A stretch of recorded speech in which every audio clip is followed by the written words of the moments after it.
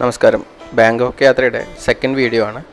ഞാൻ നേരത്തെ പറഞ്ഞല്ലോ ഇത് ഒരു സെമി ഒഫീഷ്യൽ ട്രിപ്പാണെന്ന്. ആ ട്രിപ്പിൻ്റെ ഇടയിലുള്ളൊരു വീക്കെൻഡിൽ ഞങ്ങൾ കൊളീഗ്സ് എല്ലാവരും കൂടെ ഒരു റിവർ ട്രിപ്പ്, അതായത് ഒരു ഫ്ലോട്ടിംഗ് മാർക്കറ്റ് കാണാൻ വേണ്ടിയുള്ള യാത്രയാണ്. തുടങ്ങുന്ന ടിക്കറ്റ് കൗണ്ടറിന് ചെറിയ രീതിയിലൊരു ബാർഗെയിനിങ് ഉണ്ടായി. അതിനൊരു റീസണബിൾ ആയിട്ടുള്ളൊരു റേറ്റ് കിട്ടിയപ്പോൾ ഞങ്ങളത് സെലക്ട് ചെയ്തു. പിന്നെ റിവർ ട്രിപ്പിൽ ഒരു കോക്കനട്ട് ഫാക്ടറി, പിന്നെ ഒരു ബുദ്ധ ടെമ്പിൾ, പിന്നെ കുറച്ച് അനിമൽസിനെ കാണാനുള്ള ഓപ്ഷൻസൊക്കെ ഉണ്ടായിരുന്നു. അപ്പോൾ എത്തുന്നിടത്തോളം കാണാം എന്നുള്ള ഉദ്ദേശത്തിലാണ് യാത്ര. ഭംഗിയായിരുന്നു.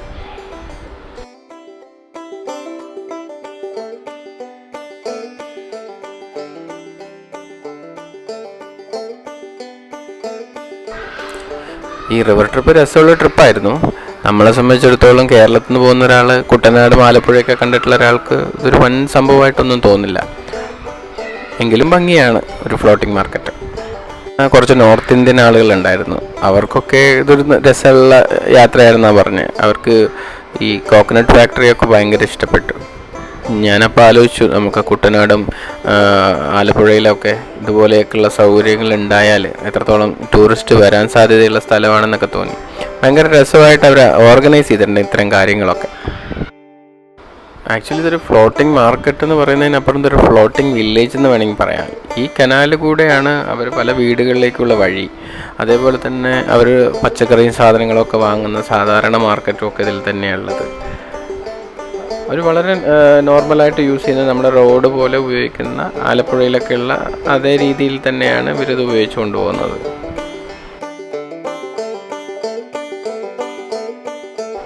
പിന്നെ ഈ ഫ്ലോട്ടിംഗ് മാർക്കറ്റിൻ്റെ ഇരുപുറത്തായിട്ടും ടൂറിസ്റ്റിനെ ഉദ്ദേശിച്ച് കുറേ സാധനങ്ങളൊക്കെ ഉണ്ട്. കുറച്ച് ഡ്രസ്സുകൾ, ചിത്രങ്ങൾ, പിന്നെ ഇതുപോലെ കുറച്ച് ഐസ്ക്രീം, പിന്നെ ഈ തേങ്ങയുടേതായിട്ടുള്ള വിഭവങ്ങൾ, അങ്ങനെ കുറേ കാര്യങ്ങൾ.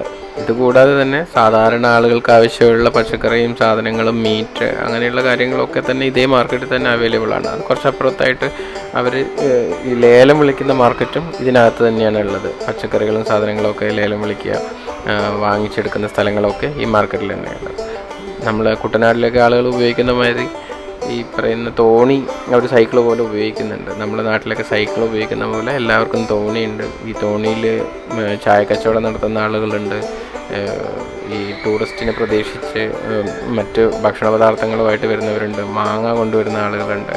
അതൊക്കെ ഒരു അതിനൊക്കെ വാല്യൂ ആഡഡ് സർവീസസ് ആക്കി മാറ്റാൻ അവർ വ്യക്തമായിട്ടുള്ള ധാരണയോടുകൂടി പ്രവർത്തിച്ചിട്ടുണ്ടെന്ന് മനസ്സിലാവും.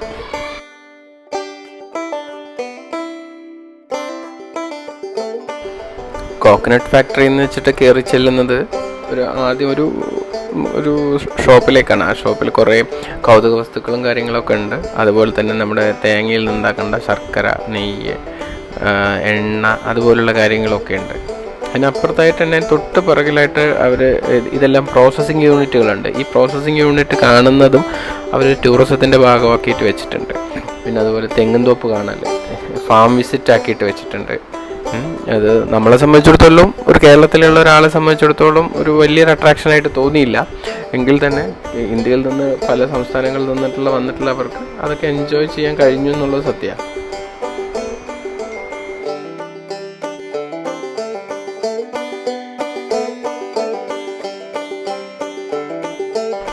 ഈ ബോട്ട് സർവീസിനൊക്കെ പ്രത്യേകിച്ച് നമ്പറും രജിസ്ട്രേഷനും കാര്യങ്ങളൊക്കെ ഉണ്ട് കേട്ടോ. പിന്നെ ഇത് ഓടിക്കാൻ ഇന്ന പ്രായമൊന്നുമില്ല. ഞാൻ യാത്ര ചെയ്ത ബോട്ടിൻ്റെ ഡ്രൈവർക്ക് ഏകദേശം ഒരു 15-16 വയസ്സേ കാണുന്നുണ്ടാവുള്ളൂ എന്നാണ് തോന്നുന്നത്. ഈ കോക്കനട്ട് ഫാക്ടറി വിസിറ്റ് കഴിഞ്ഞാൽ പിന്നെ ഒരു ബുദ്ധ ടെമ്പിളിലേക്കുള്ള യാത്രയാണ്. ബുദ്ധ ടെമ്പിളിലേക്ക് പോകുമ്പോൾ കുറച്ച് വീതിയുള്ള കനാലുകളിലൂടെയാണ് യാത്ര. അന്നേരമാണ് അവരെ ഈ ബോട്ടിൻ്റെ സ്പീഡ് എടുക്കുന്ന സ്ഥലം. അത്യാവശ്യം നല്ല സ്പീഡിൽ അവർ പോവും. നമുക്ക് അവരിങ്ങനെ പറഞ്ഞു തരും, അപ്പുറത്ത് കൂടെ പോയാൽ ഇവിടെ എത്തും, അങ്ങെത്തും എന്നൊക്കെ പറയും. പക്ഷേ തന്നെ നമുക്കൊന്നും മനസ്സിലാവില്ല. വെച്ചാലും ഇത് നമുക്ക് ഒരു കാര്യം മനസ്സിലാവും, ഈ ബോട്ട് അത്യാവശ്യം മറിയാനുള്ള സാധ്യതയുള്ള ഒരു ബോട്ടാണ്. പിന്നെ ഈ ബോട്ട് ഓടിക്കുന്നത് ഒരു 15 വയസ്സുകാരനോ 16 വയസ്സുകാരനോ. ഇതിലൊരു പ്രത്യേകത എന്താണെന്ന് വെച്ചാൽ, ഈ ഡ്രൈവർ ബോട്ടിൻ്റെ ഏറ്റവും പിറകിലിരുന്നിട്ടാണ് ഓടിക്കുന്നത്. അതിൻ്റെ ഫ്രണ്ടിലുള്ള കാഴ്ചകൾക്ക് കാണുന്നുണ്ടോ എന്നുള്ളത് കഷ്ടിയാണ്. അത് ചെറിയ ചെറിയ കുഞ്ഞു കുഞ്ഞു കനാലിലൂടെ കയറിയിട്ടൊരു വലിയ കനാലിലേക്ക് എത്തുന്നത്. അപ്പോൾ ആൾ ഭയങ്കര ആവേശത്തോടെ ഓടിക്കുന്നത്. പെട്ടെന്ന് നമുക്ക് കുറച്ചൊക്കെ എൻജോയ് ചെയ്യാൻ പറ്റുമെങ്കിലും കുറച്ച് സ്പീഡിൽ പോകുമ്പോൾ നമുക്ക് ചെറിയൊരു പേടിയും കൂടെ വരും.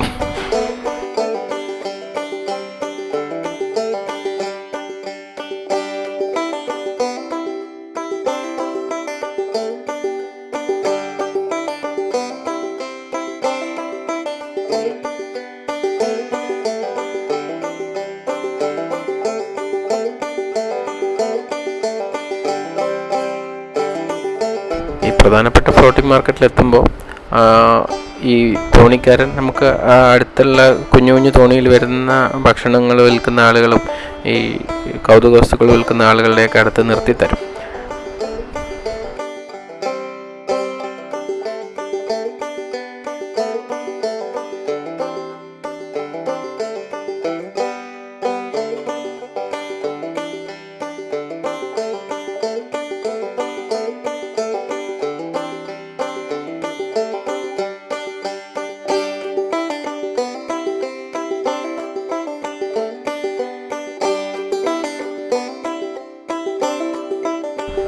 ഈ പ്രധാനപ്പെട്ട ഈ മാർക്കറ്റ് കഴിഞ്ഞ് കഴിഞ്ഞാൽ പിന്നെ കുറച്ച് വീതിയുള്ള ഒരു കനാലാണ്.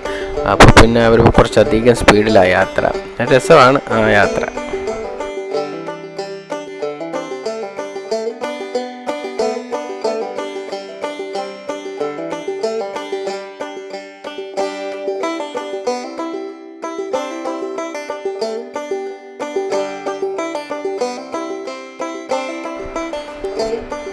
പിന്നെ അതുപോലെ തന്നെ ബുദ്ധ ടെമ്പിളിലേക്ക് പ്രവേശനത്തിനൊന്നും അങ്ങനെയുള്ള റെസ്ട്രിക്ഷൻസ് ഒന്നുമില്ല. ആർക്കും പോവാമെന്നുള്ള നിലയിലാണ് ഉള്ളത്. പിന്നെ അതുപോലെ ടൂറിസ്റ്റിന് അവരൊരു പരിമിതിയൊന്നും വെച്ചിട്ടില്ല. പ്രാർത്ഥിക്കുന്ന ആളുകൾ അവിടെ ഇരുന്ന് പ്രാർത്ഥിക്കുന്നു, നമുക്കത് വിസിറ്ററെ പോലെ കാണാം. അതുപോലെ തന്നെ ഈശ്വരന് പ്രാർത്ഥിക്കണമെങ്കിൽ പ്രാർത്ഥിക്കാം. ആ രീതിയിലൊക്കെയാണ് അവരത് സെറ്റ് ചെയ്തിട്ടുള്ളത്. ഈ വേഗത്തിലുള്ള ബോട്ട് യാത്രയ്ക്ക് ശേഷം എത്താൻ പോകുന്നത് ബുദ്ധ ടെമ്പിളാണ്. ബുദ്ധ ടെമ്പിള് ഒരു ഗോൾഡൻ കളറിലാണ് കൂടുതലായിട്ട് അലങ്കരിച്ചിട്ടുള്ളത്. പിന്നെയുള്ളത് എന്താ വെച്ചാൽ ഒരു പ്രത്യേക കാര്യം എന്താണെന്ന് വെച്ചാൽ ആ ബുദ്ധ ടെമ്പിളിന് പിറകുവശത്ത് നിന്നാണ് വില്ലേജ് സ്റ്റാർട്ട് ചെയ്യുന്നത്. ആ വില്ലേജിൻ്റെ കവാടം ആ ബുദ്ധ ടെമ്പിളാണ്. എല്ലാ വില്ലേജും അങ്ങനെയാണോ എന്നറിയില്ല, ഞങ്ങൾ പോയ വില്ലേജ് സ്റ്റാർട്ട് ചെയ്യുന്നത് അങ്ങനെയാണ്.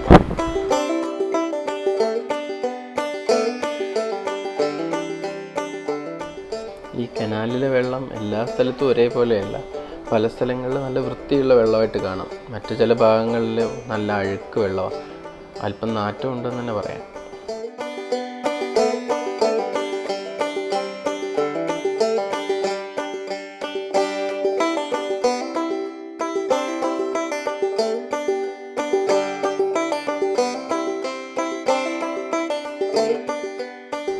ഞങ്ങളിവിടെ എത്തിയത് ഒരു ഓഫ് സീസണിലാണെന്ന് തോന്നുന്നു. അധികം ടൂറിസ്റ്റ് ഉണ്ടായിരുന്നില്ല എന്ന് തന്നെ പറയാം.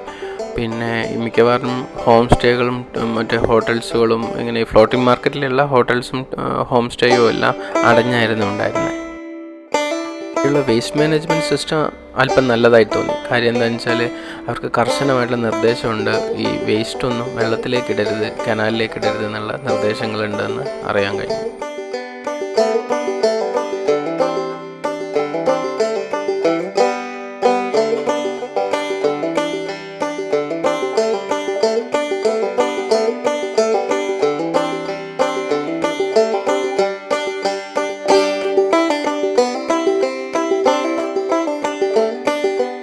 ഇവിടെ ആഘോഷങ്ങളുടെ ഭാഗമായി ബോട്ട് റേസ് നടക്കാറുണ്ടെന്നാണ് നമ്മുടെ ബോട്ടിലെ ഡ്രൈവർ പറഞ്ഞത്.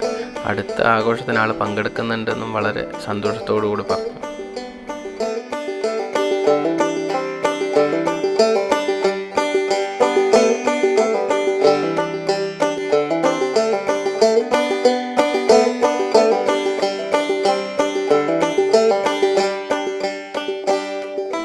നമ്മുടെ ബോട്ട് ഡ്രൈവറോട് സംസാരിച്ചുകൊണ്ടിരിക്കുമ്പോൾ തന്നെ ഒരു വീതിയുള്ള കനാലെത്തി.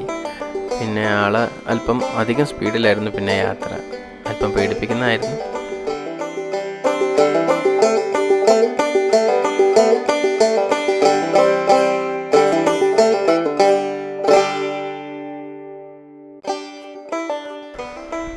കുറേ ഭാഗത്തിലൂടെയുള്ള യാത്ര കാണുമ്പോൾ നമുക്ക് കേരളത്തിൽ കൂടെ തന്നെയാണ് യാത്ര ചെയ്യുന്നതെന്ന് തോന്നും. നിറയെ തെങ്ങും വെള്ളവും കനാലും ബോട്ടും എല്ലാം ആയിട്ട് കേരളത്തിൽ കൂടെ തന്നെയാണ് യാത്ര ചെയ്യുന്നതെന്ന് തോന്നും. ആകെ വീടുകളുടെ രൂപത്തിന് ചെറിയ മാറ്റമുണ്ട്, അല്ലാതെ കണ്ട് വലിയ മാറ്റമൊന്നും ഉള്ളതായിട്ട് നമുക്ക് തോന്നില്ല.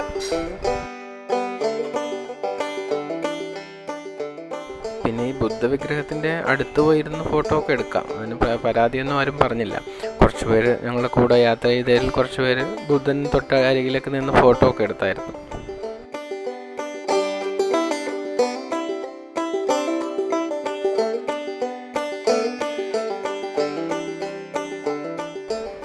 അരമണിക്കൂറുള്ള ബോട്ട് യാത്രയ്ക്ക് ശേഷം ഞങ്ങൾ ഈ ബുദ്ധക്ഷേത്രത്തിലെത്തി. വളരെ ഭംഗിയായിട്ട് പരിപാലിച്ചിട്ടുണ്ട്.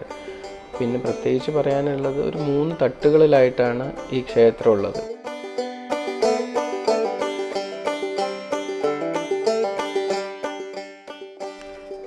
ഒരുപക്ഷെ ഈ ബുദ്ധ വിഗ്രഹം ഏറ്റവും മുകളിലായിട്ട് പ്ലേസ് ചെയ്യാനുള്ള കാരണം ഈ വെള്ളപ്പൊക്കം വരുന്ന സമയത്ത് ഈ ക്ഷേത്രത്തിനും വിഗ്രഹത്തിനൊന്നും പറ്റാതിരിക്കാൻ വേണ്ടിയായിരിക്കും കരുതാം. പിന്നെ ഇതിൻ്റെ വശങ്ങളിലായി കുറേ ബെല്ലുകൾ തൂക്കിയിട്ടിട്ടുണ്ട്. സാധാരണ ബുദ്ധക്ഷേത്രത്തിലേക്ക് ചിത്രങ്ങളും വീഡിയോസിലും ഒക്കെ കണ്ടിട്ടുള്ളത് ഒരു ചക്രങ്ങളിൽ കുറേ മന്ത്രങ്ങളെല്ലാം എഴുതിയതായിരുന്നു കണ്ടിരുന്നത്. ഇവിടെ പ്രത്യേകിച്ചൊരു മാറ്റം ഉണ്ടായിരുന്നു. എല്ലാം കുറേ ബെല്ലുകളാണ് തൂക്കിയിരുന്നത്.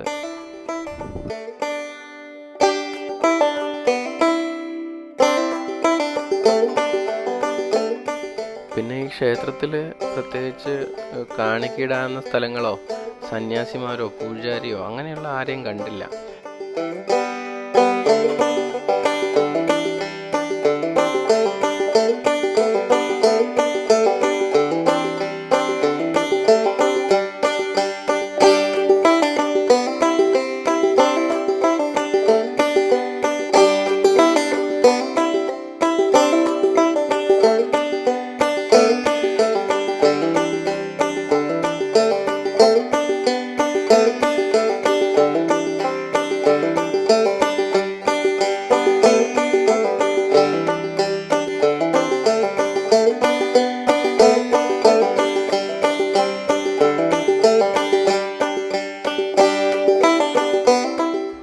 ഈ ബുദ്ധവിഗ്രഹത്തിൻ്റെ അടുത്തെത്തിയപ്പോൾ കുറച്ച് അവിടുത്തുകാരായിട്ടുള്ള ആളുകൾ ഇരുന്ന് പ്രാർത്ഥിക്കുന്നുണ്ടായിരുന്നു.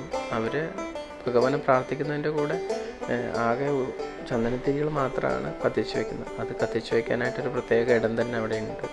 പ്രധാനപ്പെട്ട 2 വിഗ്രഹങ്ങളാണുള്ളത്. ഒന്ന് വലിയൊരു ബുദ്ധൻ്റെ വിഗ്രഹം, അതിൽ കുറച്ച് സ്വർണ്ണ കളറിലുള്ള സ്റ്റിക്കറുകൾ പോലെയുള്ള സാധനങ്ങളൊക്കെ ഒട്ടിച്ചിട്ടുണ്ടായിരുന്നു. പിന്നെയുള്ളൊരു ഗ്രീൻ കളറിലുള്ളൊരു വിഗ്രഹം, അത് സ്റ്റോൺ ആണെന്നാണ് തോന്നുന്നത്.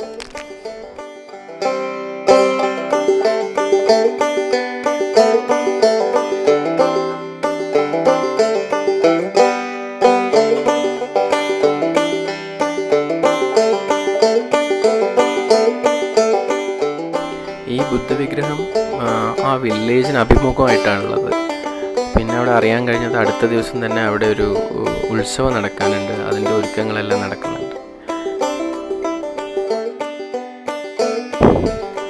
ഞങ്ങൾ ഇറങ്ങാൻ തുടങ്ങുന്നതിന് തൊട്ട് മുമ്പായി അവിടെ ഒരു സന്യാസി എത്തി. അവരോട് അല്പനേരം സംസാരിച്ചു. അതിനുശേഷം യാത്ര പറഞ്ഞ് മടങ്ങി. പിന്നീട് ഞങ്ങളുടെ യാത്രയെ അവസാനിപ്പിക്കുകയുണ്ടായത്. എന്താണെന്ന് വെച്ചാൽ ഞങ്ങളൊരു വൈകുന്നേരം ഒരു ക്രൂയിസ് ട്രിപ്പ് ഓർഗനൈസ് ചെയ്തിട്ടുണ്ടായിരുന്നു. അപ്പോൾ അതിലേക്ക് പോകാൻ വേണ്ടി സമയം അധികമില്ല. അപ്പോൾ അതിനായിട്ട് യാത്ര മതിയാക്കി തിരിച്ചുപോയി. ഇനി അടുത്ത വീഡിയോയിൽ ക്രൂയിസ് ട്രിപ്പ് വിശേഷങ്ങളുമായിട്ട് ഞാനെത്തും. Thank U.